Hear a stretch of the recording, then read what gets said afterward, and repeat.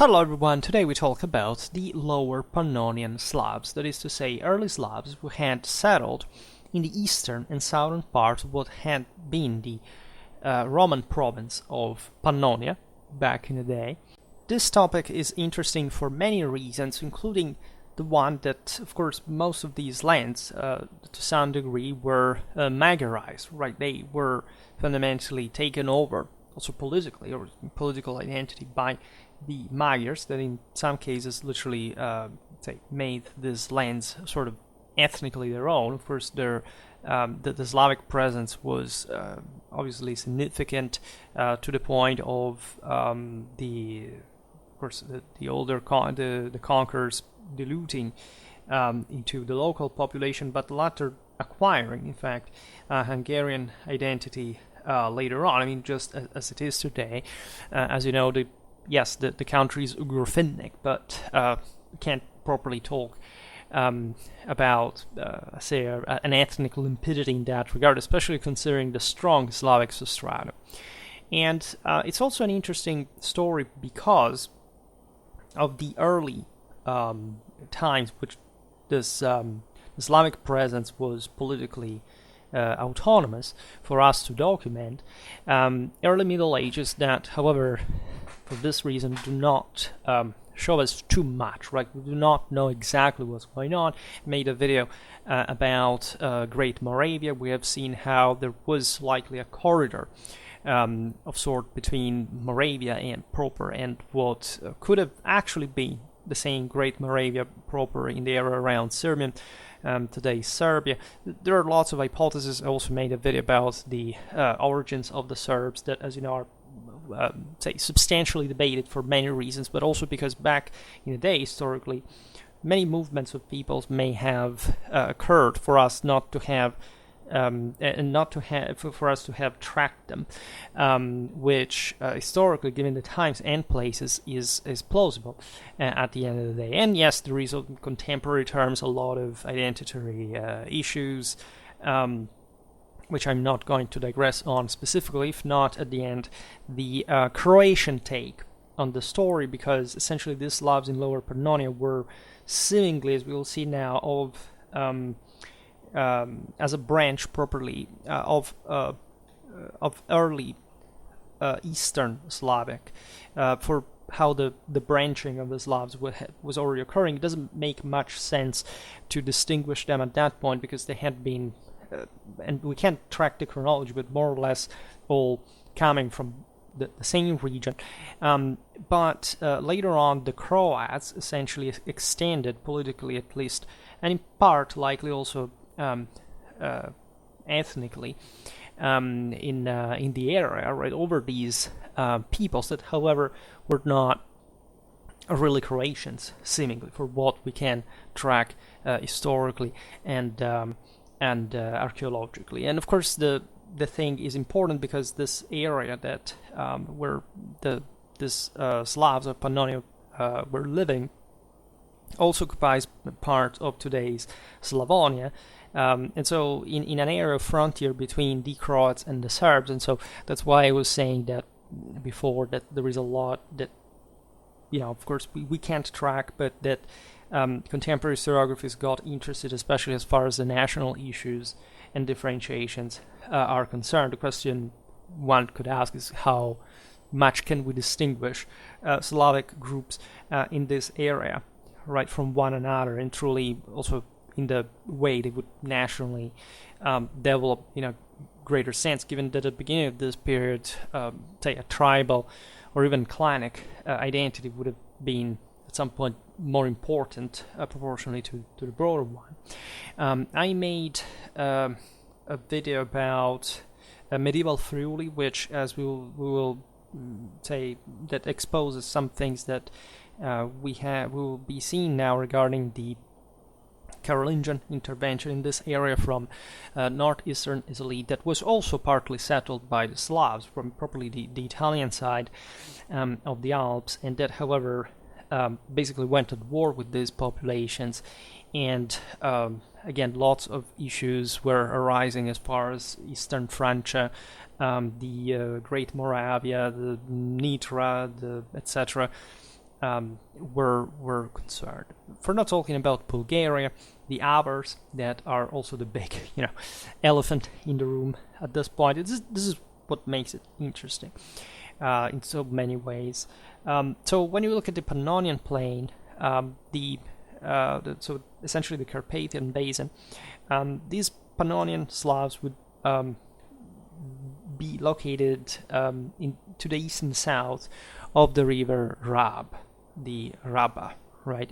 That is today's southeastern Austrian Western Hungary, a right tributary of the Danube, right? And the definition of let's say this would the river would split essentially the upper and the lower Pannonia, right? Hence we like the Rab is a border that, as we've seen also in the videos about 17th century, Royal Hungary, the Habsburgs, and the Ottomans had that great importance watershed. There was a famous battle in which Vienna was saved by Field Marshal Montecuccoli against the Ottoman army, which gave 20 years more for the city to build up the defense for the 1683 siege.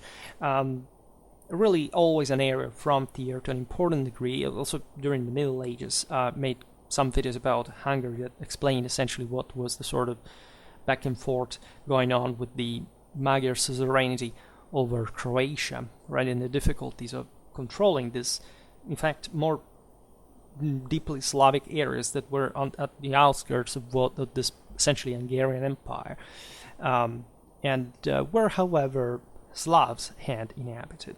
Because this is the important side of the story, that from the mid-6th to the end of the 8th century, these Pannonian Slavs existed as subjects of the Avars, right? So they were simply living under Avar rule and following, in a sense, the destiny of the same, because, and we do not have too much time here to digress on, we'll take note when we'll address now the details a bit, but they had been supporting the, I mean, if they were there, right, of course, some of them would rebel whenever the possibility of autonomization was present, etc.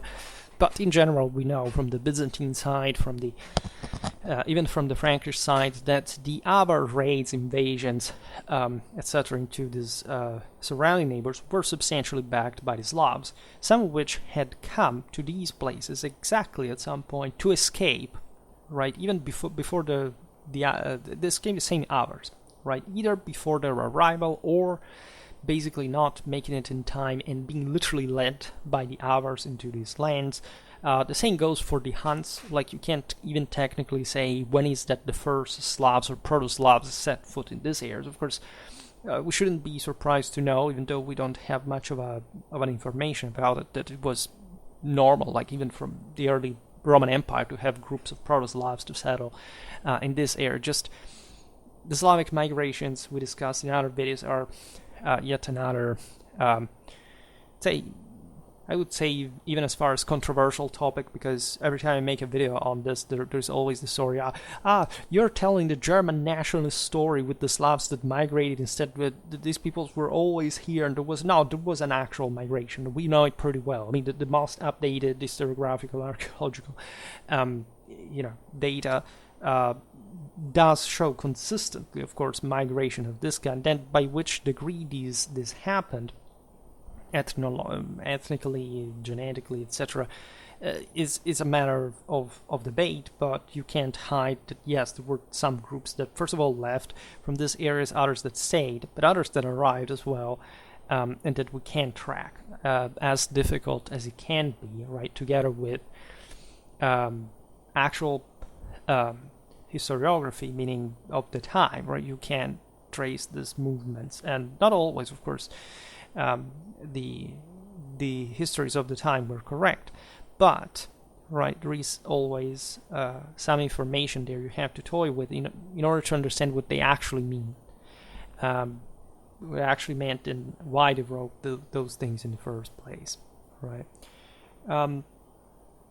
So regarding the Avars, of course, their Khaganate was destroyed at the beginning of the 9th century, And as a consequence, the area of Lower Pannonia essentially fell under the influence, well, not the direct rule, pointing to Germany, of the Frankish Empire. Right, there were superimpositions with the Bulgarian rule, as the destruction of the Archagonate had created this huge void that, however, was essentially rejoining what would be split only by the Magyar conquest again around 900, and as a consequence we call the Western and the Southern Slavs. While it seems, again, and especially at that time, that the hand began to link each other, and of course their presence was so fresher, right? And they it's just the Magyar conquest that somehow engineered further, in a broader political institutional sense, also because they went on to become, were in another the Kingdom of Hungary, political and territorial, so something that did have a very important legacy in the area, definitely still to the contemporary country, but that we should never forget being still a quite composite area after all, and especially because of all these nomadic migrations, right, since Hunnic times. So in Carolingian times, we know, as we will see now, because that's where essentially the Westerners arrive, and with the Latin Germanic level of documentation, we're able to see, right, to know something about these peoples that otherwise were not essentially talking about each other, first of all because most of them were illiterate, but also because the other neighbors were not so actually eloquent, like even the allegedly primitive Carolingians / Westerners. And we in fact know these Slavic rulers in the area of Lower Pannonia, recognized as Frankish subjects by essentially the Carolingian rule. At that point, before the Magyar invasion, there was, of course, an important need to, and even after that, for that matter, to engineer the southeastern frontier of the Carolingian Empire by establishing some new districts, administrative, but especially military in nature. That's how the Mark of Pannonia was created. It was with the Eastern Mark. It was essentially carved out of the preceding larger Avar Mark. I've never made a video about this, but we will essentially. There is something on the Duchy of Austria and actually medieval Austria and medieval Styria videos, and something else about the Magyars I made here and there, but we have to step by step make videos on all these chunks. And this mark saw a direct Carolingian rule exercised in Upper Pannonia through Frankish counts, while the Lower Pannonia was essentially ruled in a decentralized way by the local Slavic rulers that were recognized in this sense, properly a principality. There is a principality of a Slavic principality of Lower Pannonia at this point, under supreme Carolingian rule. And in all this, again, this frontier was all but easy. There were dynamics of traumatic brutality. We know of, the Carolingian invasions of these areas from Italy, from the other, let's say, the most ferocious atrocities that we can think. The Slavs were also not provided with, a very high sense of a very high human sensitivity, let's put it in this way, but here we're talking about the 9th century between the Franks and the Slavs. You just can't run this contest. Essentially, the Slavs at this point were fanatic defenders, but they also carried out significant raids into enemy territory, so it was always about this, hammer and anvil, sheer brutality of any kind, just like you can see, during the Saxon Wars, massacres, deportations, etc., and the ferocious resistance, people burned alive, retaliation, and etc. And the situation was complicated before the Magyar arrival. That naturally was a bit of a ruined a bit the party, especially of Eastern France at that point, by the First Bulgarian Empire. Made multiple videos about this because again this power was located essentially in the Balkans on the right bank of the Danube, reaching up to areas like that are also today's Serbia, for example, Bulgaria. Bulgaria was even including, broadly speaking, this area as a Bulgarian empire, in fact. But also the famous as mysterious Great Moravia that I made a video on, and I hope can clarify much of the doubts that still, of course, do exist, cannot be fully dispelled, but say, being precise about what we're talking about. Wu talks about this in the sources, etc. Right? Then the epochal change in this, to which we also stop, aside from some other considerations in the relation between Croatia and Hungary especially, is the Magyar arrival, the conquest of the Carpathian Basin by this nomadic people that historically for good splits the Slavic communities into, right, the Western Slavs, the Southern Slavs, and also ruin, in fact, the party for all those there that had hoped to maintain, to develop some kind of local independence state and so on. Like, the history of Central Europe and the Balkans is very painful in this regard, of saying certain national history basically deprived by this, especially Eastern conquerors, but not all. Think about Serbia with the Ottomans, but also this is an interesting case. So let's go a bit back into Roman times. What was happening here? Well, Pannonia, as you know, was not one of the most prosperous provinces. It was, as a matter of fact, a militarized one since the beginning of its history. It was initially populated by Celtic or Celticized populations, so Dacian ones. There was a lot of mix in that regard. A pinch of Illyrian as well. I made a video about the Skordiski, based essentially in today's Belgrade, and here there we talk a bit about the Pannonians, how the Roman conquest had happened. These were very sort of archaic cultures that maintained this sort of primitiveness, especially in a military sense, also in later times. In the full early empire, still the local sort of Romano-Pannonian nobility, as a result of the marrying of the elites into each other, still buried its dead with the actual war chariot, arms and armor, and company, right? From Mesia, which is not Pannonia, but still we're basically around the same places. We have the so-called Illyrian emperors literally saving the empire through their militaristic, primitivistic, but still very loyal, very, in fact, imperialistic mentality to the great Catholic tradition. In any case, the Pannonian area is hit hard. It's by the various peoples, such as the Huns, the Goths, and the Longobards, that also came to dominate later on after the fall of the western half of the Roman Empire, and the eastern one was there, just basically in Sirmium, etc. So it's a multiple frontier, different kinds. And all these peoples at the time were passerbys, right?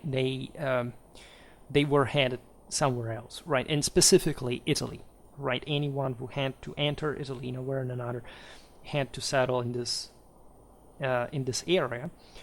It was also very liked by the nomadic peoples, because essentially in Pannonia you have the westernmost chunk of the great Eurasian steppes that, if you follow, arrive straight to Vladivostok.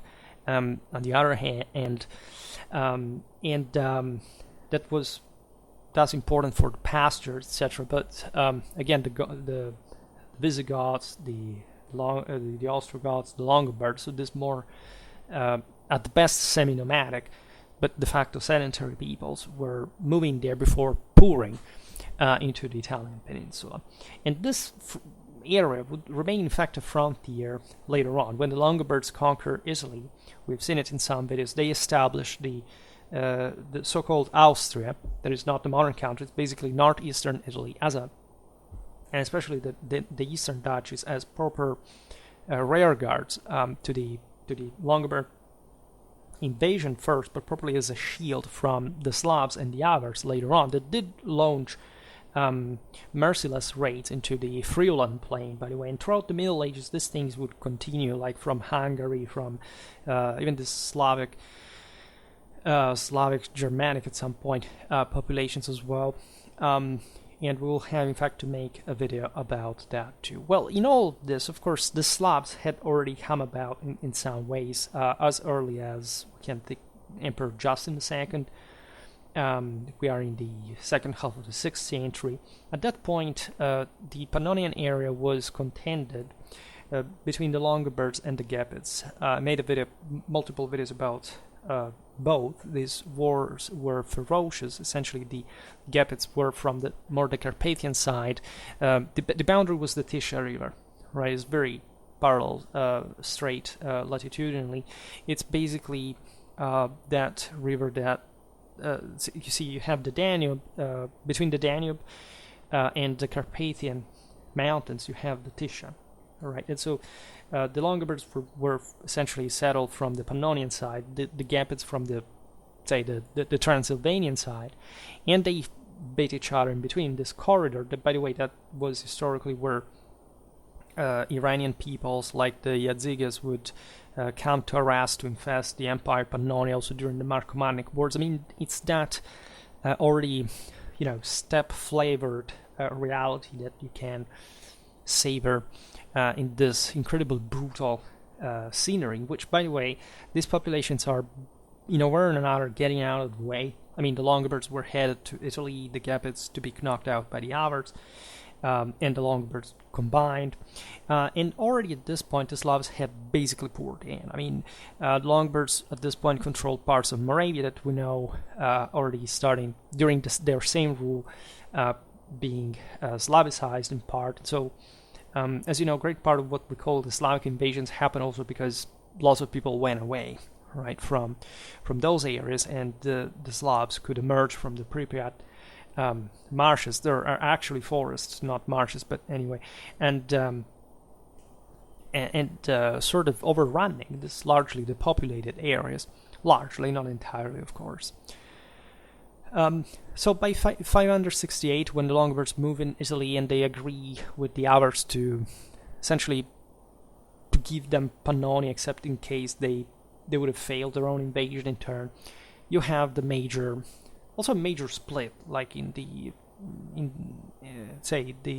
ethnic, in the cultural divide in Europe, right? You have a Romano-Germanic reality across the Alps, and from this other side you have nightmares. And I'm serious about that. And it's a completely different world, as you know, till today, right? The sort of German Slavo-Hungarian frontier is a bit more shaded, right? But especially with the Alps, you realize they're the abyss somehow. It's really important. There are different areas of Europe historically, right?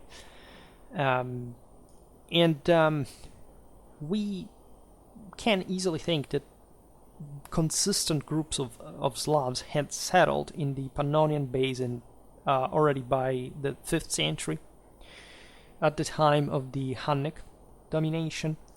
However, it's likely that after this time the numbers increased. We do not know exactly by which dimension, like by the 6th and the 7th century.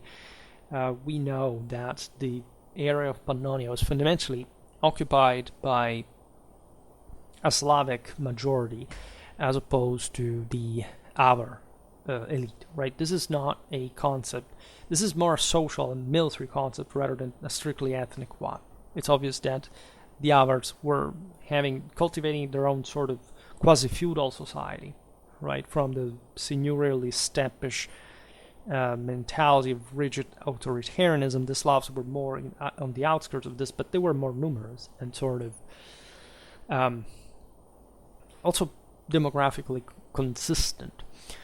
I will skip any consideration of how, also because we do not know it clearly, by the degree of which a Slavo-Avar hybrid had occurred at this point. But it's interesting, of course, to point out that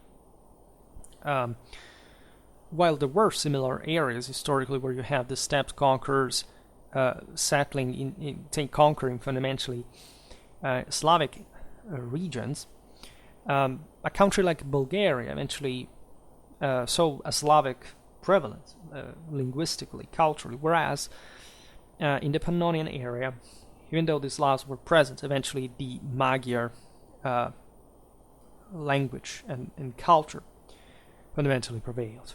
Right, so part of the reason is that these areas were, so what we're looking at now is, some areas remained of these areas, in fact, Slav, right, especially the ones on the right bank of the Drava, for example, but the sort of the more open plains were, in fact, overrun by the Avars, and at that point their lifestyle, their iron fist sort of prevailed over these other peoples that were also just habituated to avoid the open plains and to, whenever they were attacked, to entrench themselves in some other defensive position.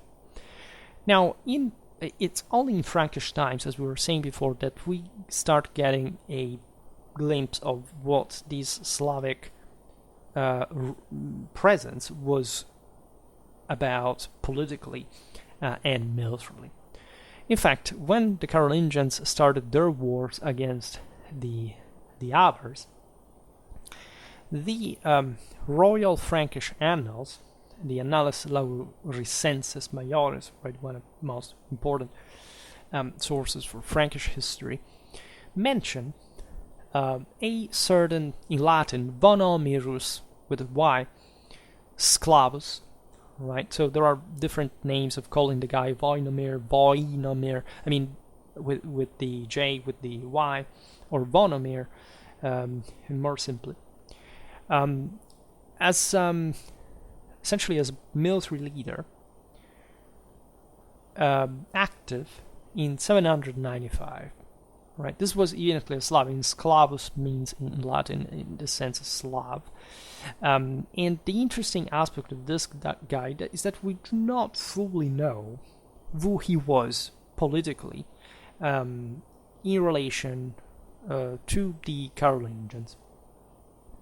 We know that Eric, the Carolingian Duke of Friuli, in just across the Alps, in northeastern Italy from 789 to his death. By the way, I made a video about medieval Friuli, which sort of explains this side of the story, like the frontier area, how this had been strongly militarized both in Longobard and Carolingian times, etc. Essentially, this Carolingian duke sent the aforementioned Voinomir with his army into Pannonia, and specifically between the Danube and the Tisza. So this was part of the heartland where the Avars had settled. As we were saying before, at the time of the Longobard and the Gepid wars, this was a sort of no man's land in which there was really not even much to settle. Actually, the Longobards and the Gepids had been gravitating towards the Danube. In the south, the confluence with the Drava, the Sava, etc., and the Tisza, because those were some of the most strategic and fortified areas. The Gepid power was actually located in there. Like the Carpathian area was sort of the area of larger settlement geographically, but the actual area of power also contended with the Byzantines was fundamentally there. Hence also why the imperial involvement backing first the Longobards, then the Gepids, and vice versa, and all these bloody clashes. And in a sense, of course, the Carolingians at this point sending Voinomir between the Danube and Tisza, of course, were interested in crushing what was left across the Danube of that our power, right? But the intention was, of course, to control the entire area, I'd say, of the Balaton, basically, between the Danube, the Drava, right, and not really going out far, like between the Danube and the Tisza, right, just for the sake of launching destructive raids that could curb once for all the hours that, in fact, basically dissolved after these Carolingian expeditions, right. This was an important move for the Carolingians because in this way they could secure the central Danube and even pushing towards effectively the Byzantine Empire and the Bulgarian one that were just there, right? Very stretched frontier. It was very difficult to control these areas, but that's in fact while these Slavic rulers locally start to emerge, right? So we see by the mid-9th century that the area is clearly Slavic in majority, in spite of, again, the Avar relics, etc. Right, and we think that these Slavic groups were originally what I said before, the eastern branch, the Dulebes, that would have been essentially originally of places like western Volhynia, right? So basically, we're talking about southwestern Ukraine today, and that had moved there to escape fundamentally this nomadic waves, and particularly the Avars, we think, specifically ending up actually, as refugees that west and ending up to settle in the same places where the same Avars had settled, but maintaining, as we've seen, an important ethnic consistency. The other Slavic element in this area was, I would say surely, but in a lesser, by a lesser degree, the white Croats, or simply the Croats, right?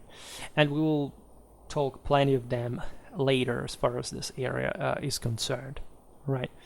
Consider that part of this area had already Christianized, as we'll learn now. Even the Avars, some of them had abandoned their paganism, simply because there was an important difference already between those areas that had been historically Romanized, sedentarized, and those across the Danube, as a matter of fact. So while important centers were developing to some degree, like also beyond, in Europe, still we can't talk about a real urbanization. I mean, the same Avars at best had, we don't even know what they were centered. They had this great fortified rings, a bit like the Vikings, where they collected their plunder, but also their lifestyle at that point had their drive, their nomadic sort of cohesion, ability to live off that loot had collapsed together with their power, the Carolingian invasion.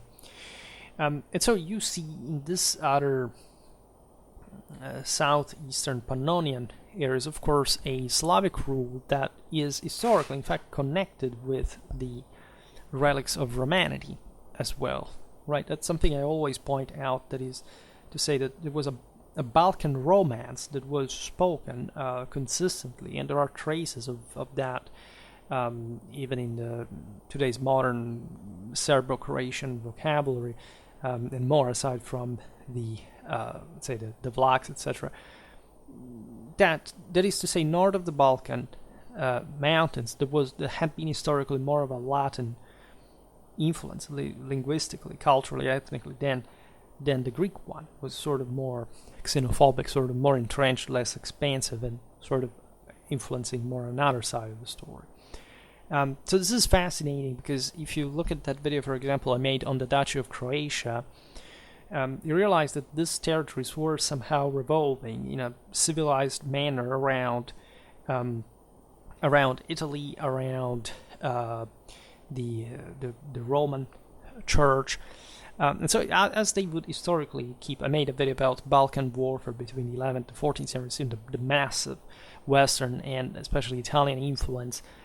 Obviously enough, in that area compared to the Eastern Balkans, that are really a different story. I made the equivalent video for that too, as a matter of fact. So we've seen after the fall of the Avars, these Pannonian Slavs coming under, in fact, the Carolingian rule, the Western rule, the Latin Germanic rule. So as a consequence, these were also Frankish subjects, right? The mark of Pannonia was established exactly for sort of controlling these populations, other than just defending them. And as we've seen, some Frankish primary sources talk to us about these guys. About the aforementioned Vonomiros, Voinmir, there are a series of hypotheses. The first one is that this guy was essentially just a Pannonian Slav, right? You see, we're not told. We're told that the Duke of Friuli, Eric, sent this guy to fight against the Avars together with Carolingian forces. But who was this guy, right? The prevalent hypothesis with which I agree as well is that he was simply a Pannonian Slavic chieftain, right? And the reason being that in a world of elites, right, of, in this case also of cooptation of foreign elites, such as in the area, it's unlikely for a military leader to have come from some sort of random background. This is more a response to the other hypothesis, that is to say, some said that this Voimir was a Slav who had joined the Carolingian army and had risen up to the ranks. It's a bit of a romantic story, but there is no evidence for it, and it's somehow unlikely. The third hypothesis is that Voimir would have been a Carantanian Slav,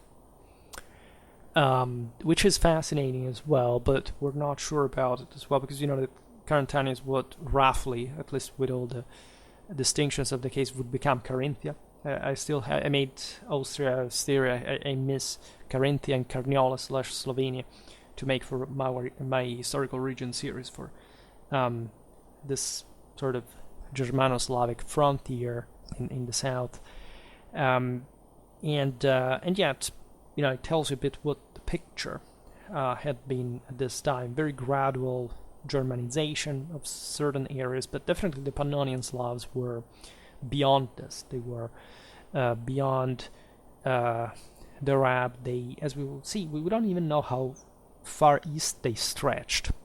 And likely the answer is that they arrived up to Sirmium, or even beyond, right, in places of today's eastern Serbia.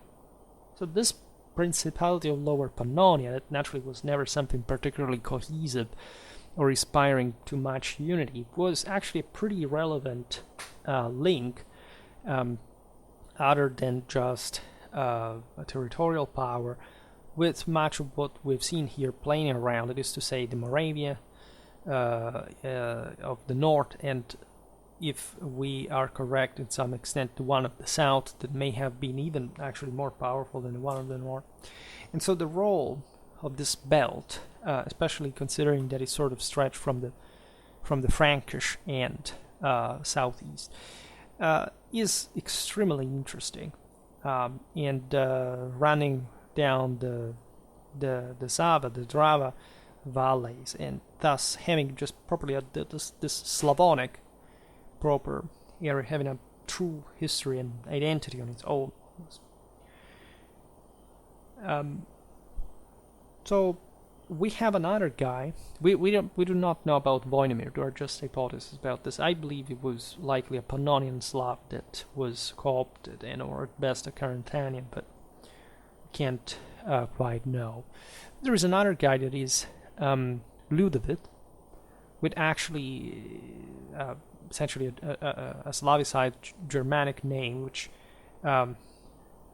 shows you, paradoxically, even for a leader resisting against the Frankish domination, how much these Slavs had already been influenced by the broader Germanic power in the area. That until the 11th century, even the 12th, it's not entirely clear where the frontier lays here, like between the Germanic Empire and the Hungarian domination, etc. So these Slavs were rising definitely under somebody else's hegemony, and in order to do so, they had to be co-opted and to adopt, even in part, the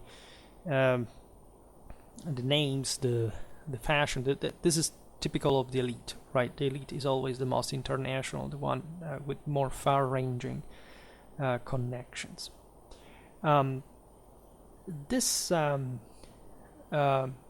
guy was mentioned in the aforementioned Royal Frankish Annals as specifically, and I read the Latin, Liudeviti Ducis Pannonia Inferioris. That is to say, properly, the Duke of Lower Pannonia. So, Duke, of course, is a very military term, as you know, in the Latin terminology, and especially the ones here of a frontier in a Carolingian context. And it indicated a sort of quasi-imperial nature, power over this guy, of this guy over this entire space, which likely he did not control. But, right, this guy was powerful enough to lead, however, an uprising against the Franks that lasted 11 years, from 811 to 822, essentially joining the forces, right, deriving this strength from the evident sort of hatred against the Franks that were, just like anyone, of course, trying to subjugate these people. And so even if the local concentration of power was very modest, to say the least, still, of course, a collective feeling of, say, oppression would bring to these outbursts, these rebellions, because we're talking about probably the far southeast of the Carolingian frontier, and so areas that, as we've seen, do not even technically have an end the more east you go, and plus where the Bulgarians, even the Byzantines, can play not to make the Franks too powerful. In fact, there was an incredibly complicated game that now we can't digress on between these three powers. It was not so univocal. Let's say the Byzantines mostly backed the Croatians from the Adriatic, while the Bulgarians from the continent, but at times the Bulgarians were allied with the Franks against the, say, Constantinople, and so the usual stories. It's not so dichotomically predictable what they were doing if you don't follow the story. It's obvious that the Slavs rebelled because they wanted to take off their shoulders the Carolingian yoke, as much as they wanted to put a yoke on somebody else around them. And Ludovit was joined in this rebellion by the Caranthanians, the Carniolans, and so these Slavic peoples that fundamentally had been witnessing the burden again of the Germanic domination, and that they weren't so eager to continue it. It was naturally a sort of a lost, say not completely lost cause, because the Carolingian Empire eventually fragmented, and some of these regions required their autonomy. But let's say also the Magyars were arriving. Other powers were always, they were dependent on other powers in many ways. So they preserved their autonomies historically, but not really managed, as we've seen, to simply be free on their own.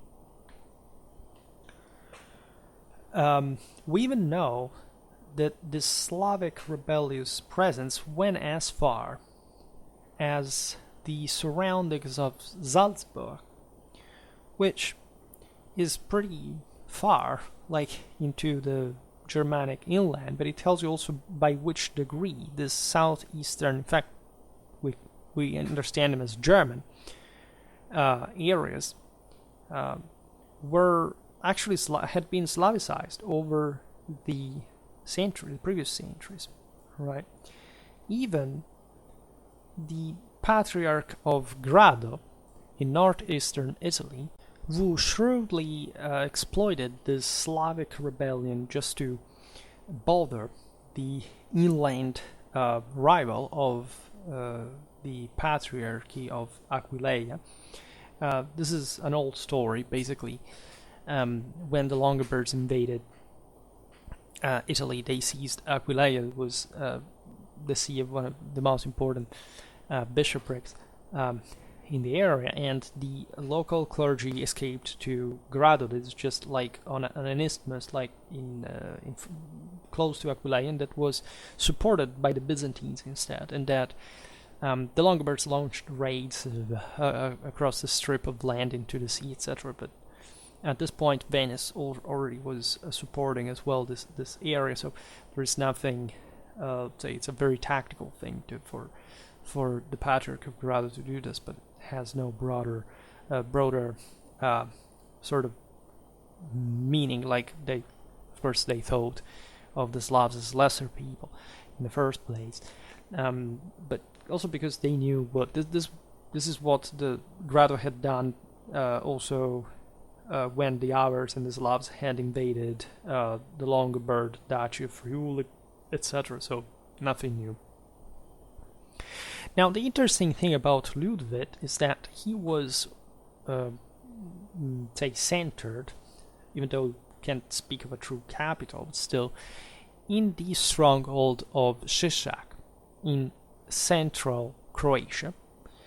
That has a very important history as much as a very strategic location, as basically it lays at the confluence of the Kupa, Sava, and Ordra rivers. So this was the former center of the ancient Roman province of the Pannonia Savia, that was located basically, say, between the area of Aquileia and the one of Sirmium, right? And so we will see the connection with the latter as well. In the south you have Dalmatia, right? In the north were the ancient Pannonia Prima and the Pannonia Valeria, also the Noricum Mediterraneum, but let's not talk about this now. And this shows that essentially the center, as you can see also from some of the maps I uploaded, of this principality, duchy of lower Pannonia, was Sisak, right? And that there was thus the possibility of this area historically to evolve into some sort of other state of some sort had it not been eroded gradually. You see that the continuity with the Roman center, etc. Right? It's we do not know even what Ludovic's control extended like. Right? It's likely that he was mainly centered in this Sisak. Plus, there were other strongholds around. It was very difficult. There was no true, institutionalization of which centers were the central. But I mean, this was depending on the support of the local clans, etc. And this means thus that the boundaries of this principality would expand, contract according to the situation, right? In any case, we see, of course, a power centered between the river Drava and Sava, as well as north and east of them. And it's likely that in this say also south of Sisak, you would have some sort of more continental highland territory controlled, but this was somewhat less important. The main direction of expansion also for these guys, aside from the fact that they had to defend themselves from the northwest, from the Carolingians, ran towards the southeast. So along the rivers towards what, as we've seen, was the Roman province of Pannonia Secunda, that is today's Sirmia, Shrem, which is divided. It's an historical region divided between Serbia and Croatia. It's a flat land aside from the areas of the Fruška Gora mountains stretching along the Danube in the northern part. It's a very interesting corner of Europe that has a lot of sort of underrated history. I also almost ended up marrying a girl from there, actually. And let's skip this chapter.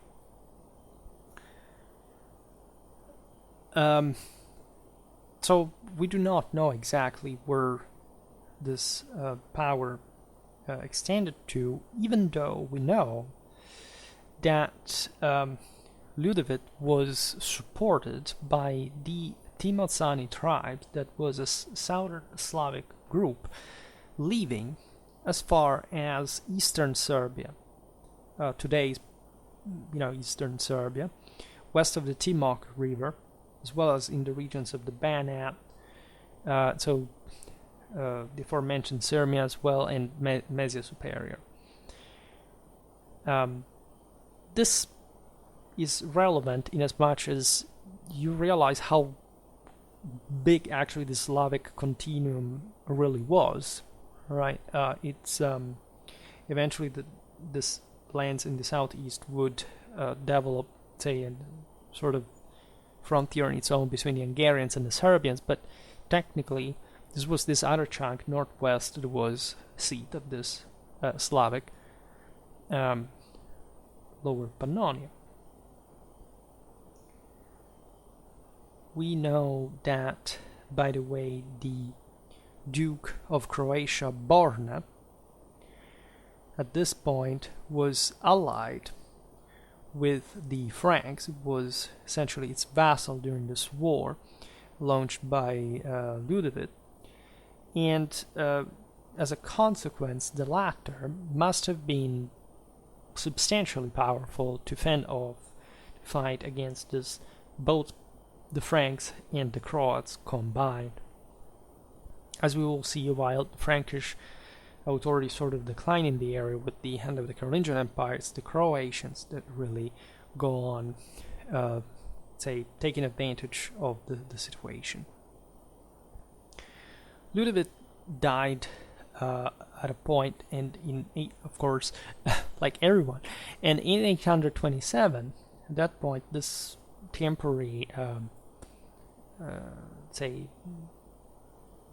power vacuum or local weakness was exploited by the Bulgarians of Khan Omurtag, who in 827 invaded and subjugated Lower Pannonia, going as far actually as taking on the Carolingian territories further north and subjecting the communities that inhabited there as well. In order to, this was also for the Bulgarian Empire, very difficult territory to control. This is essentially as far as they went historically in that direction. But they were intentioned to maintain control of this. Again, Bulgaria had, of course, been wary of the Avars. They had been declining from a while. But of course, when this collapse in the Carolingians show up, there is the opportunity of seizing all this land in between. That, however, is difficult because both empires should have overstretched. In any case, at this point was a moment was one up for the Bulgarians, who settled some of their governors in the area. There were surely clashes, right, in the Pannonian plain between Carolingian and Bulgarian horsemen, which is a hell of a clash historically that you would have really liked to see. It's really a lot of raiding, right? A lot of hit and run tactics. It's brutal, right? Plus, you have the Slavs locally. They're not exactly, as we were saying before, particularly provided with a sense of friendliness towards strangers, nor much interest in their long-term survival. Let's put it in this way. So it's really a nightmare place where you do not really want to be, and it's also for most of its history what the region looks like. There were, in fact, the aforementioned Timocani and the Abodrites were these, also known in Latin as Pretenecenti, another Slavic tribe mentioned in the royal Frankish annals for the early 20s of the 9th century, living in this buffer zone between the Carolingian and the Bulgarian empires, right? And they are told to have lived in literally Dacia and on the Danube, according to the same source, so that they were neighbors to the Bulgars. And people say essentially that they lived somewhere in the modern Banat, between the Tisza and Mureș river, the lower Danube, in what had been the part of territory of the former Roman province of Dacia Traiana, and also part of the Ripensis one, so across the rivers in this area. We'll talk about them at some point if you're interested too. Tired of this situation on his southeastern frontier, the Eastern Frankish monarch Louis the German, in 828, made a counterattack, eventually leading to the reorganization of the Mark of Friuli into 4 counties. Friuli had been, after all, the major military basis for launching offensive against the Pannonian Slavs, right? Because Germany was, let's say, bringing, of course, a lot of guns to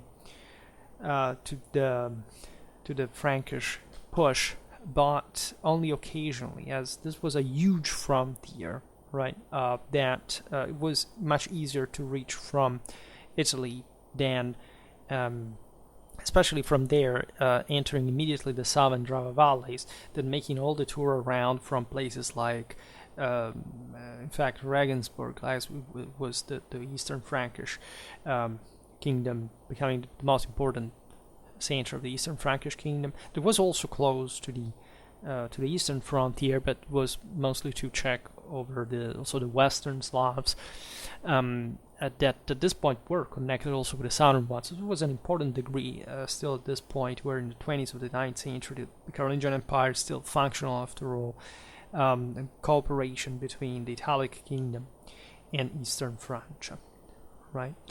Now, this counties that were entrusted to the Friulan dukes accounted among them the Duchy of Croatia, right? At least we think so.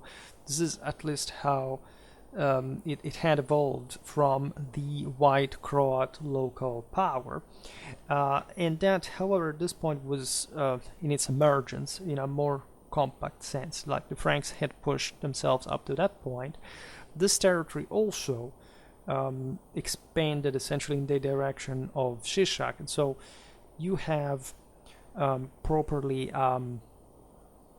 let's say, the extension, right, of that of that Italic push towards these areas, mostly with the repressive, massacres and things like that. At the same time, Eastern Francia, however, acquired the subjection of both the Duchy of Croatia and the Pannonian Mark.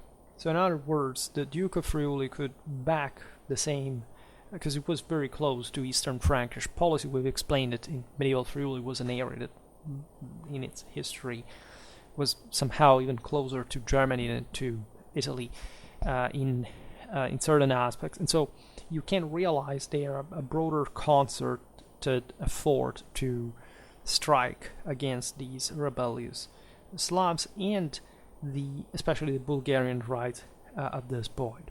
Right, in 829, in fact, the First Bulgarian Empire responded with a raid, but didn't quite achieve much.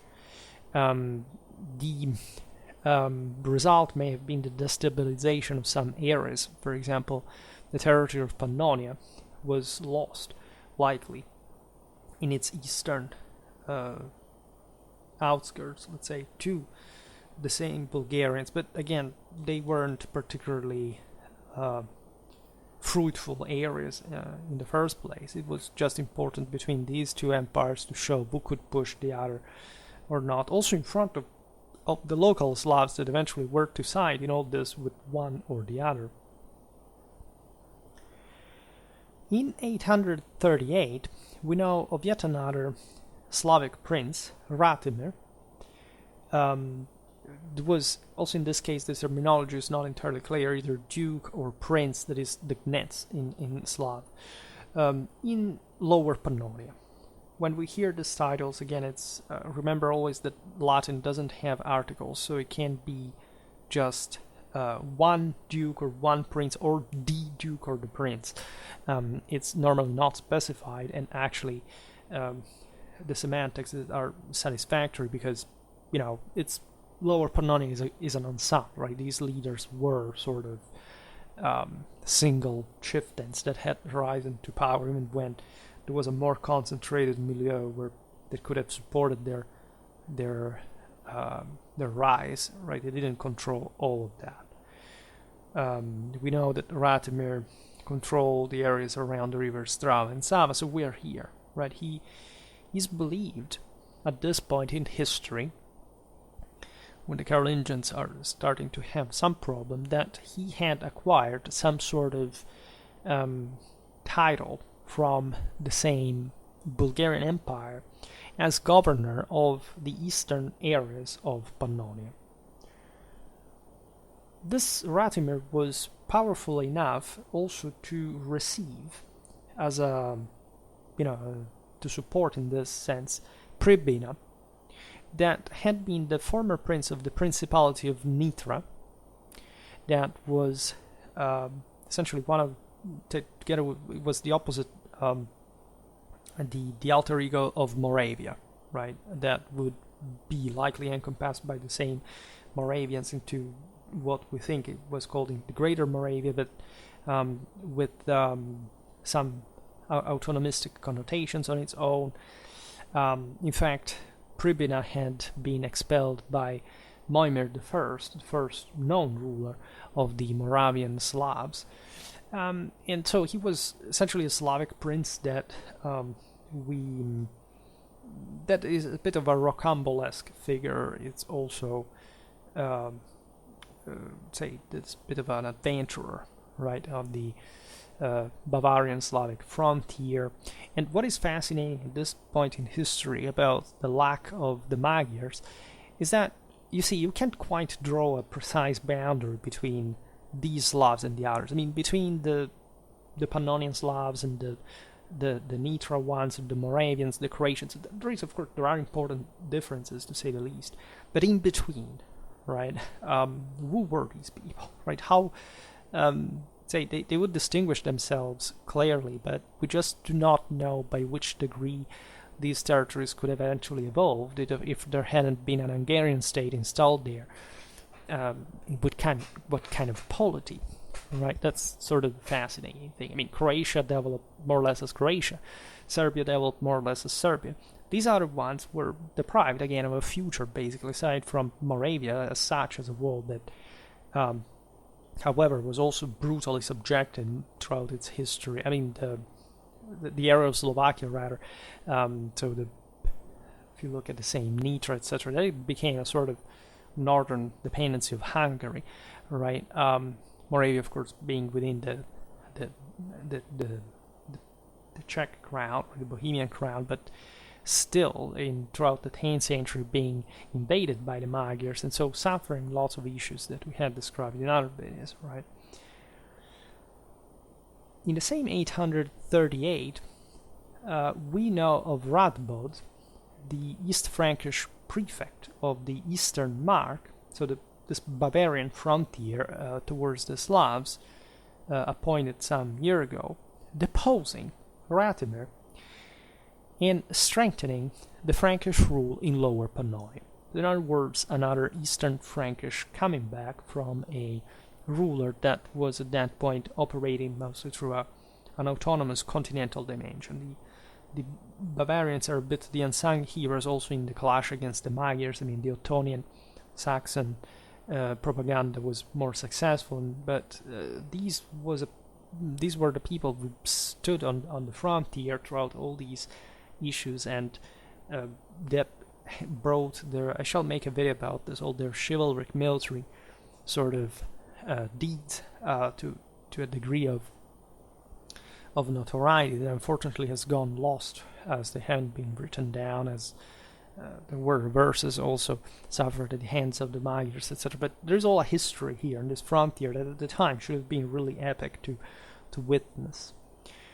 Ratimir, being essentially ousted by the Franks, had to escape in exile, while the Bavarians instated in his place the aforementioned Pribina, who in this sense literally stole the see of the same guy who had hosted him. Naturally also the Pribina was powerful enough, and so he became the new ruler of Lower Pannonia.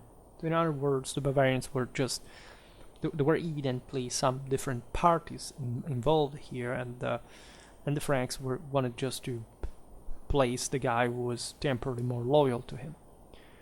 Pribina died in 861 and was succeeded by his son, Kotzel. He was factually an Eastern Frankish vassal as well. In fact, he received the same title of Comes.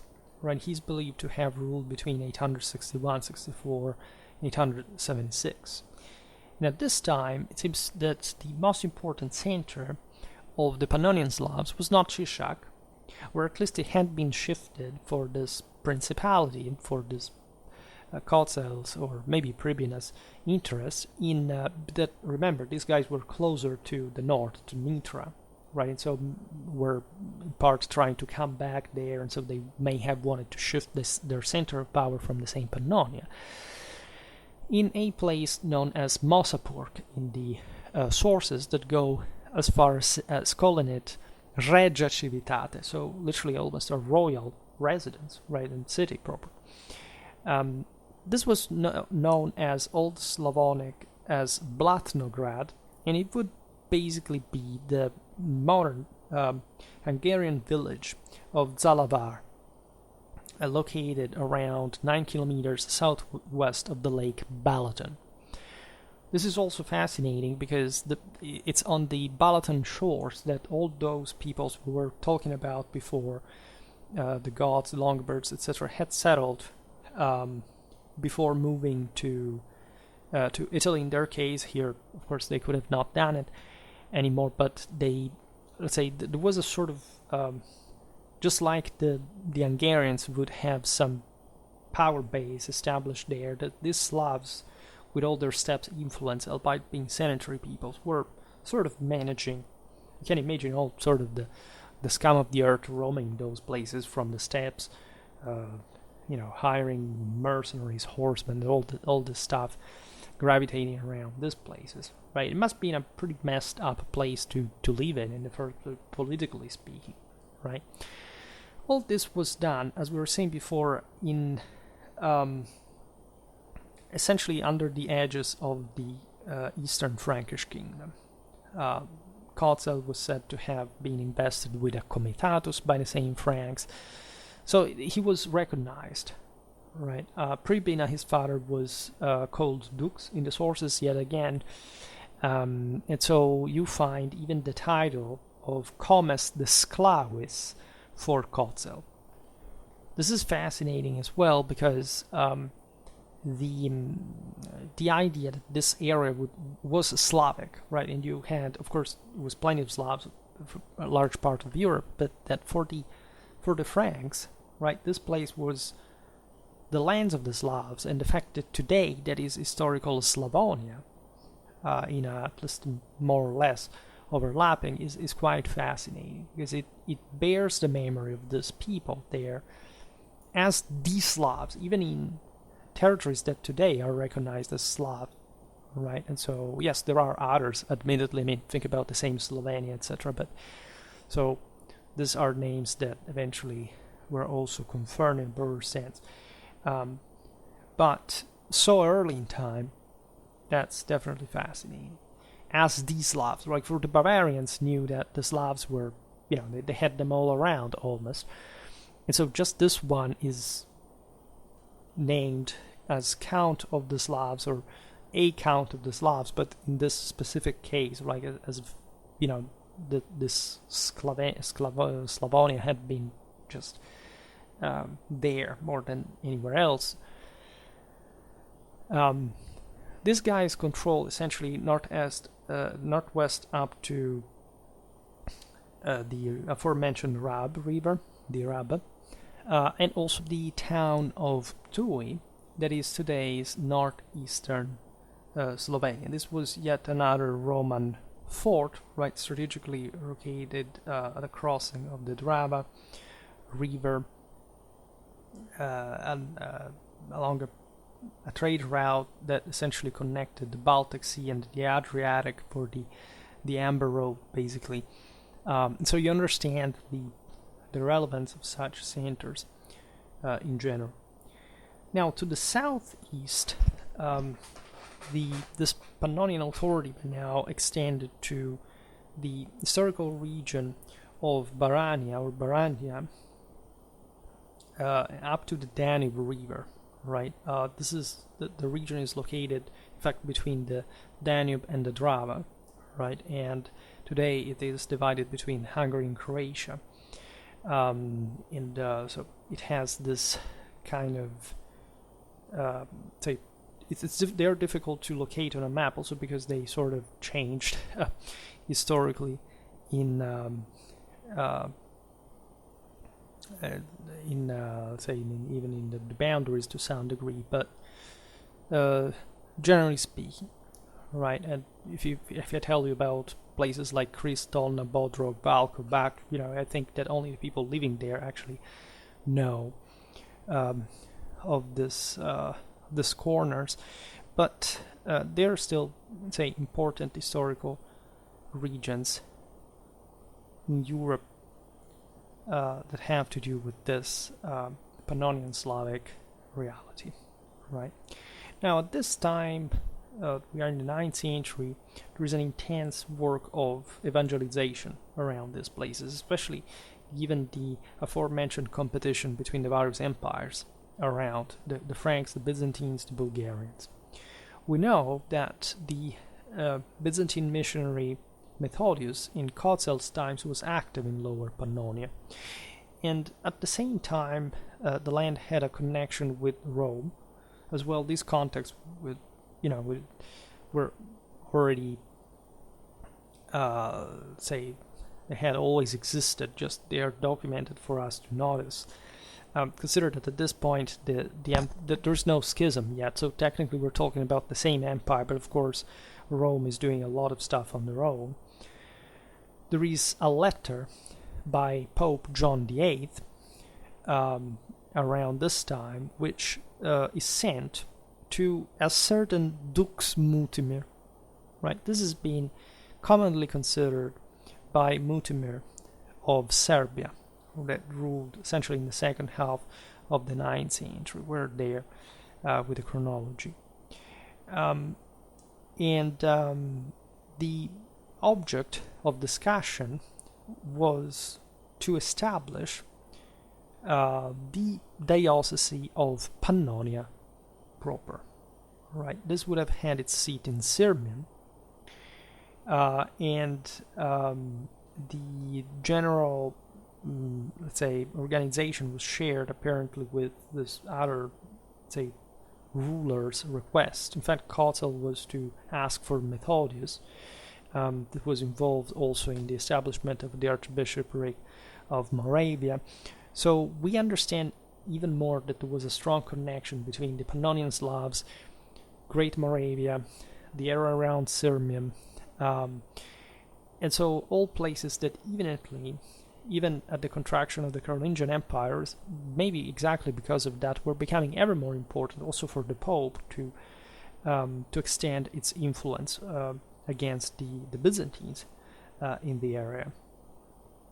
There would be a lot to say about this too, but say the establishment of an ecclesiastical diocese of Pannonia shows that there was room for the establishment of an actual Slavic state in the area that could have encompassed not just Pannonia, but as we've seen, the area around Sirmium that was quite powerful. Again, was happening in parallel with the one of Moravia. So again, before the arrival of the Magyars, there could be some sort of state forming Slavic state forming into this area that instead was not historically. With Svatopluk I, ruler of Great Moravia, you have the peak of the latter's influence over this sort of middle ground between the Western and the Southern Slavs. We know at this point Lower Pannonia being ruled at least between at least 884 and 896 by the Pannonian Slav leader, Braslav, known as Dux of Lower Pannonia specifically. His territory is also spanning initially between the Drava and the Sava, right? And he is still under the Germanic rule, right? He owed obedience to Arnulf of Carinthia, as you know, king of Eastern Francia from 887. The guy basically took power after the last Carolingian Charles III was deposed, right, and shifted the power already toward Germany. Naturally, Arnulf had lots of things going on, so the Pannonian Slavs are not the furthermost of his interest, but the fact that this area still falls under the Germanic influence is interesting as well, because these areas could have historically, again in the absence of the Magyars, also been agglutinated through not just this common Slavic background, but also a sort of Germanic ingerence and interference. After all, this is what the Germans tried to do over the Hungarians later on, after the Magyars, of course, were tamed as such and transformed, let's say, into the Christian state that we know. But of course, there were lots of influences in the later Middle Ages. We've seen it, especially for the continental areas, in arms and armor from Germany, etc. Braslav is fascinating because he participated to the war between the Franks and Great Moravia.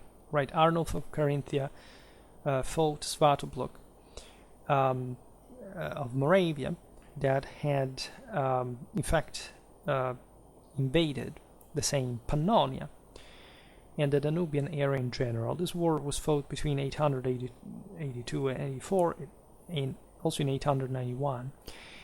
And eventually, this was just a display of power by the Moravians, but wasn't leading to a long-term control of Pannonia, that, however, suffered from this raid. And so obviously Braslav, as the local prince, was involved, like in the defense which he carried out with the Frankish support. But this is where when let's say the things really go downhill, because the Magyars are on the horizon, right? And what happens is in 895-96, the same Arnulf of Carinthia basically bails out of his support to the Pannonian Slavs, were left on their own. The Magyars had basically taken over Great Moravia, that eventually dissolved at this point, preventing, as we were saying, even that Slavic union between the Slavs and say bridging the Western and the Southern Slavs that we call like this just because mostly the word Magyars, in fact, in between historically. The Pannonian Slavs were truly thus left on their own. They were taken over by the Magyars, who also used these territories to launch raids into the Kingdom of Italy, as much as in the north they would do with the Eastern Frankish Kingdom. And so a completely different era begins. Surely these Pannonian Slavs, to some extent, just like the Moravians, supported the Magyars. I mean, at least they were obliged to cooperate. So made multiple videos about this topic, and it's not one you wanna underestimate. I mean, the Magyars went as far as raiding to western French and Spain, right? Just to tell how hard they would hit, like even in the lowlands in southern Italy. And so they kept doing that, as you know, for generations. And still, they were doing this from areas that, like the Slavic ones, were becoming subjugated to them, and sort of draw into what would have been this broader Hungarian rule, right? Would have had markedly imperial characters historically, as we've seen in multiple videos. So what to say about this? Especially after the Battle of Pressburg in 907, when basically the Bavarians were destroyed by the Magyars, we understand that any possibility of the lower Pannonian Slavs to have a support from the Germanic eastern markers was over. Right, Western and Southern Slavs were separated. They would thus acquire very different, substantially different characteristics from one another, and you have a different political, order, like proportion. For example, the Duchy of Croatia, that was sort of across the highlands, was somehow sheltered from the Magyars, not excessively, but still enough for example, many Moravian Slavs to flee from the same Magyars that had destroyed their dominion.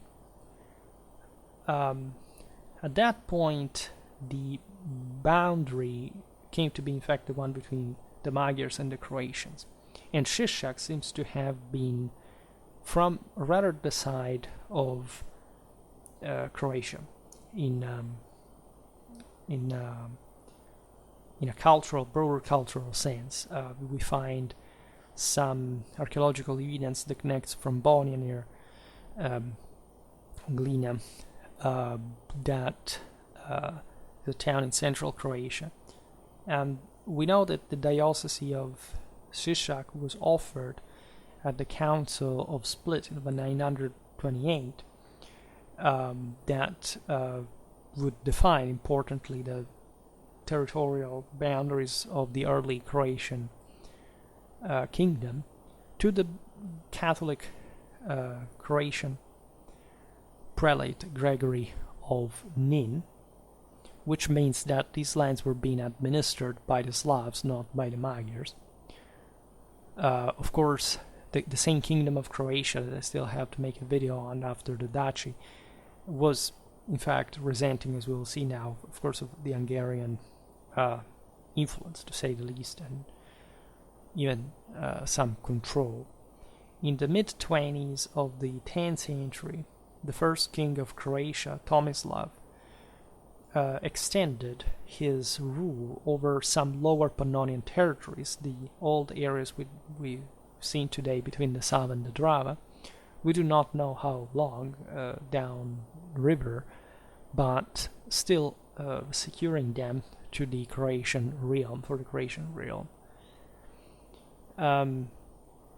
In the west, there was still the Holy Roman Empire, of course, Germany, Italy, and so we know that until the end of the 11th century, the Croatians had to fight to wrestling those areas on the opposite end, while having to cope in the east.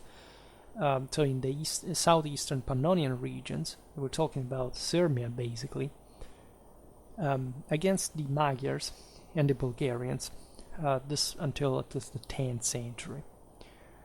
This is fascinating because, of course, the Croatian state evolved throughout many perils, let's put it in this way, and there is a lot of debate also for national reasons, like on the extent of these boundaries historically, right? And there is especially an observation, that is to say, the aforementioned land of Slavonia was developing a sort of identity on its own before and after these events, and so that some areas of this lower Pannonian territory would have, especially in the southeast, would have not been properly Croatian, we'll see it now, nor Hungarian, and so maintaining a sort of distinct identity, considering what, let's say, identity in these areas could mean at the time, right? We're not talking properly about the contemporary ones, which means that, yes, they were basically evolving as the same, like the Croatian one and the one of the contemporary state, but still to different degrees in both absolute and relative terms to other identities, for us not to quite clearly observe that. And if you think about, the Balkan question, the wars that have been fought, also, with genocidal, consequences and purposes. First of all, in those areas, realize how bitter, in a way, these debates can get when decontextualized into a political, politological, ideological situation. There is, however, a general evidence of this with the creation of the Ban of Slavonia, which is the title of a part of the medieval kingdom of Hungary and the kingdom of Croatia, as there was at some point in Hungarian Croatian history personal union, right? In 1102, you have essentially the rule recognized over the Croatian crown as well by the Hungarians. At least everything is more complex than it sounds, but Croatia did maintain its historical, of course, autonomy. But it's worth mentioning that the Banate of Slavonia was recognized as an entity in itself. Now, especially about the early days, let's say the ones of the migration era, do we have any indication of which groups really had constituted this Pannonian Slavs? Because as you understand, that's quite relevant, say, for the migration itself, but also the settlement and local identity, right? First of all, as we've seen before, like, these areas were yet to be fully Christianized by the 9th century. They were historically, as I was saying at the beginning, truly desolated. Like, the Nubian side of the story, like, is much more depressed as an area in Central Europe, in the Balkans, than say Western Europe, and these areas had been molded mostly by these nomadic peoples that had surely not helped very much in the process of sedentarization, and so the stabilization of the system in general. This is a bit typical of the region. Like, if you look at certain, Serbo-Croatian customs, like they still have things that date back to paganism in their feasts, etc., in a much more pronounced way than we have in Western Europe, let's say. And this continuity, the slow changing, right, is definitely showed, primarily because there weren't many resources, much surplus to invest in the first place, is that even after Christianization, in fact, this pagan practice and rituals remained. We find, for example, cemeteries in rows, the feasting at the funeral, which is typical, again, still of today's communities. The steppe burial rite, that's very fascinating, with the horse, the equipment and all, right? Admittedly, at this point, also, the Longobards did the same thing as Arians, but at least Christianization eventually severs a little bit that kind of behavior. Here it takes, more suddenly, here even after Christianization, you still find this kind of stuff going on, which tells you, by the way, how much the leaders were likely also of steppe origin of some sort. In the video about the origins of the Serbs, we've seen the likely Iranian connection with the peoples like the islands, etc. This, as we've seen, existed, however, already during the Roman Empire as a kind of more steppe equestrian mentality in the area, which is also fascinating because the Slavs, we made multiple videos from the Strategicon and Leo the Wise's Tactica, were not particularly, they didn't have at least a lot of cavalry in proportion because it cost a lot. They didn't have the elite, the surplus, the stratification of other peoples to have such strong cavalry, but individually, hell, these guys were able to take on peoples like, the Avars, the Bulgars. So we're talking about some of the most impactfully traumatic, violent cultures in the history of mankind. Just being a Slav, in the early Middle Ages, especially around the Pannonian Basin, is not really something you would sell for, advertising a time and place where to live, like sort of location agents. We do see a continuity with the Roman urbanization. We have seen it in Shishak, but this is evident even in the ecclesiastical organization. Right, the latter city, for example, had a Christian diocese, even when basically the surrounding, the majority of the people were pagan around. This was completely normal. Christianity existed, just like look at Ireland, etc., without particular problem, while the majority of people were pagan. We definitely observe, in part on the basis of what we just said regarding the equestrian equipment, etc., another influence on the Slavic elite, which explains also why they were so equestrian in nature. Like, they obviously wanted to be co-opted to look more like the rulers, and distinguishing, like in many other, say, cases in Slavic history, from the mass of the peasants that definitely was not really thought the world of by the elite. This type of hybrid between the Avars and the Slavs in the area is called Pudanvlje culture, which is say river basins located in Croatia, basically Slavonia, Sirmia, Barania, and it's mostly based on normal archaeological indicators that now it would be a bit too materialistic to simply list, but it's just styles through which we can understand different pools of cultures that existed all around. That's in fact the interesting point. To which broader Slavic culture did the Pannonian Slavs belong? Right, there is a picture here that is fascinating, and we get basically all the surrounding ones. We find influence from the Prague, so-called Prague area between the Danube and the Sudetes, that would influence the same Moravia, that, as we've seen, was in strong contact with the Pannonian Slavs and Avars too. The hypotestic andestic culture, that is essentially the one on the left bank of the Danube, stretching up to even in part the extremities in the west of, as we've seen, the lands that the same Pannonian Slavs were able to mobilize at a point against the western foes, but also into Transylvania and up to the Dniester River and the Eurasian steppes on the Black Sea.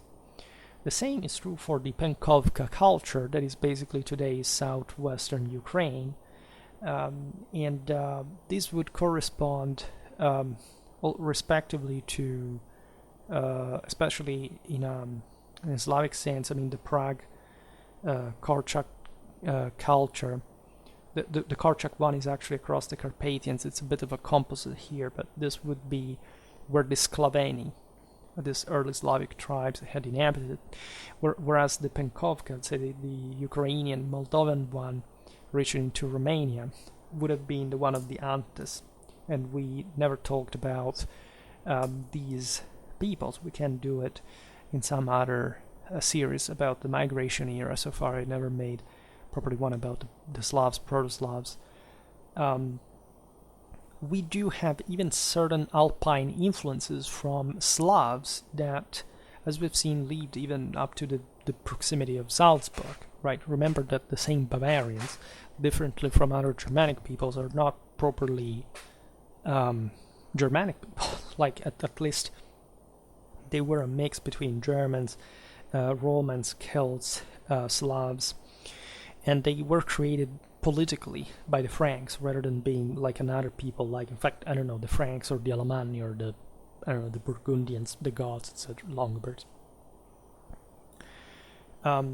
So, of course, as we've seen, when the Germans themselves expanded from the northeast, they would bring even this further Slavic characteristics that they had in southeastern Germany at the time. And there was a lot of debate, legitimately, regarding, say, where did these groups migrate from, etc. People think that, well, it's complicated to explain, but showing a sort of pincer movement. You see the cultures that we listed now, basically they're all around the Carpathians, right? So a part of the evidence archaeologically is people, Slavs coming from the areas of, say, from the area of the Moravian Gate, between eastern Austria and western Hungary to northern Croatia.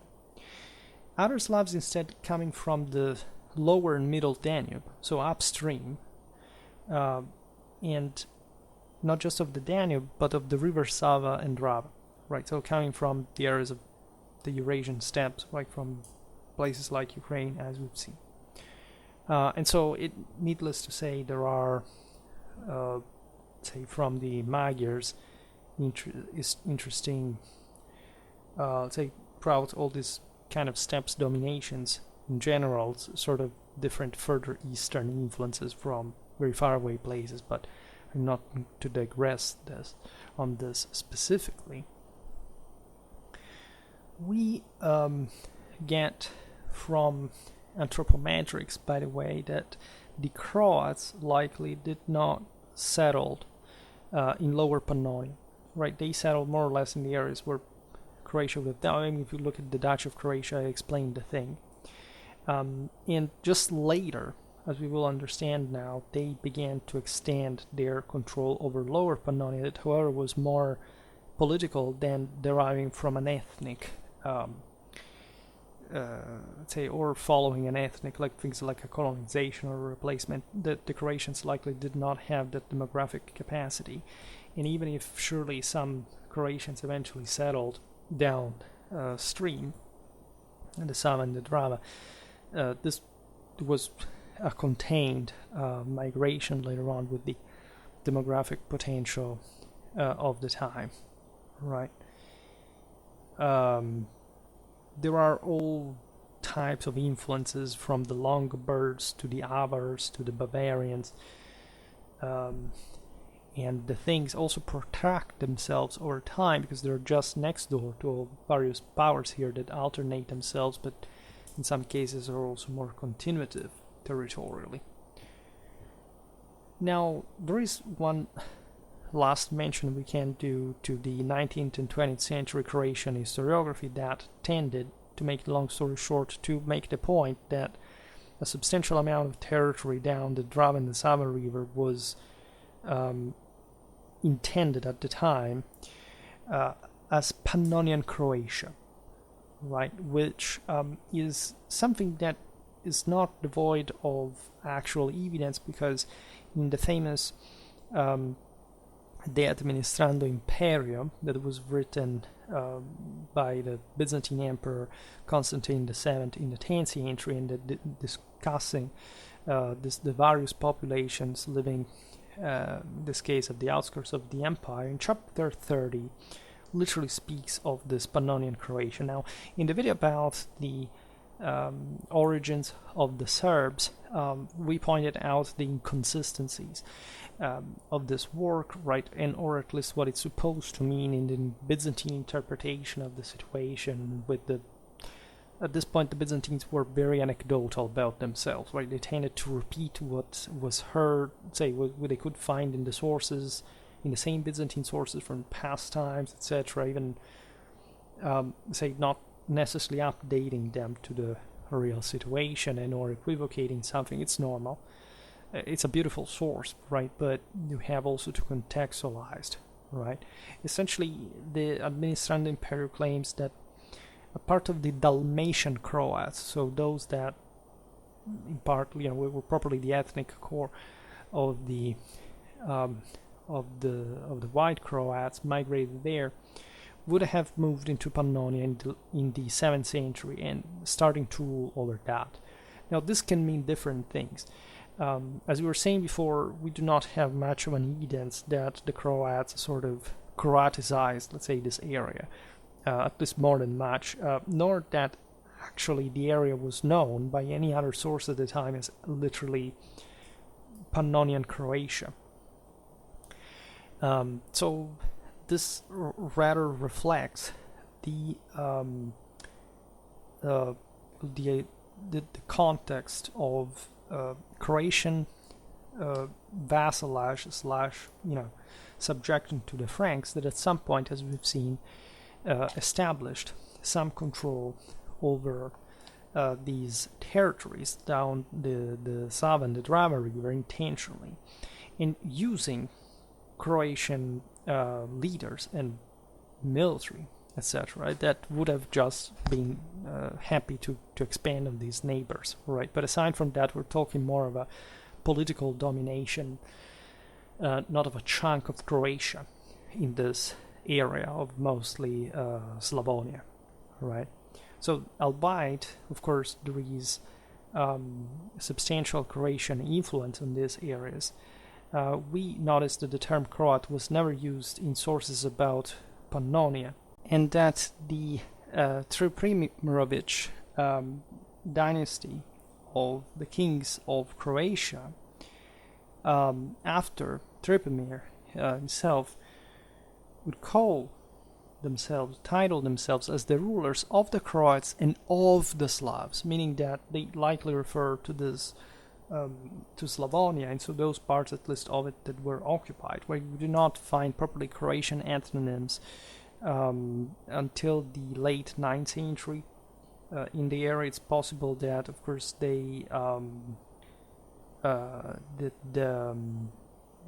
course there were again some Croatians there, but it's basically not until the 11th to 12th century that some of these parts are properly recognized as part of the Croatian rule rather than as Croatian land historically. So the concept of a Pannonian Croatia instead of a Croatian Pannonia, right, that never was there, right? It's not historical. It's not really reflecting what at least the sources tell us. So in the absence of that, you simply can't make the point. You can at best hypothesize that, but it's really incongruent also with the picture that we have just per se, and wouldn't make too much sense. Also because it took really a lot before the Croatian duchy and kingdom sort of coalesced in a stable way and elevating from these local clans. It was really a very complex thing and a successful one, but again, Slavonia would be largely something else historically. So this is pretty much it. We will, of course, hopefully, I really wanted to make this video from a long time because to get a bit with the current tenets, it's one of those topics that nobody really covers, I think, adequately and or at least at all on YouTube. So for my regional historical regions rather series, I think it is quite it's like adding all the various rings to a broader chain, right? All the various tassels to a broader picture, and so I think it's one of those more obscure, but also sort of for this reason perhaps more interesting chapters you can cover. For today, however, I stop it here. I just hope that you enjoyed this video. If you did, please share it, otherwise leave a like or subscribe to my channel if you're interested in my upcoming content. As always, I thank you heartily for listening to me. I wish you a nice time and see you next time. Bye.